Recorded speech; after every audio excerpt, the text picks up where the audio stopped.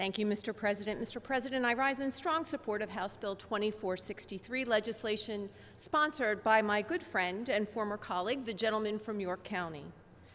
Just yesterday, the governor vetoed another attempt by the General Assembly to establish co-equal branches of government through this pandemic.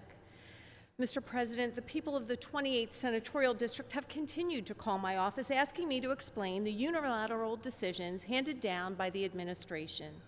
In an instant, the governor orders businesses to be shut down and can determine which counties must operate in more restrictive phases. In fact, he even kept one county in the yellow phase due to what were said to be politics. The guidelines to move into the yellow and green phases were never publicly released, despite many of us, including myself, sending the governor's letters seeking transparency. The governor has, for the last 4 months, issued rules and guidelines without consulting this body or our colleagues across the rotunda. These important decisions and mandates are handed out at press conferences without vetting, with guidelines that are updated to further explain what they then mean. However, we don't have clarity.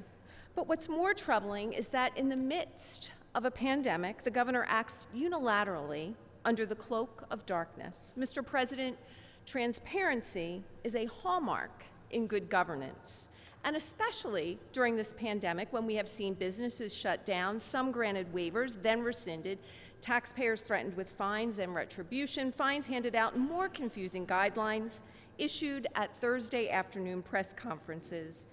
Transparency is an absolute must. 2 weeks ago, Kim Carl, a small business owner from Stewartstown in York County, testified at a Senate Majority Policy Committee hearing. She noted that when an employee of her small business files a claim for unemployment, she is under strict deadlines to respond to the state in a timely fashion. But as soon as she files a claim for unemployment for herself, she does not get answers. Her frustration was loud and it was clear. She closed down her business because she thought that she was doing the right thing. But state agencies won't provide her with the answers that she needs during this time of great need. Her suggestion: we need oversight.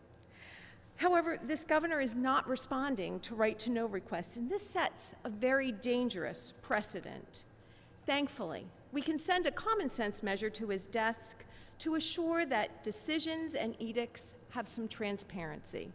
During an emergency, more, not less, transparency is needed to provide clarity and avoid confusion and chaos.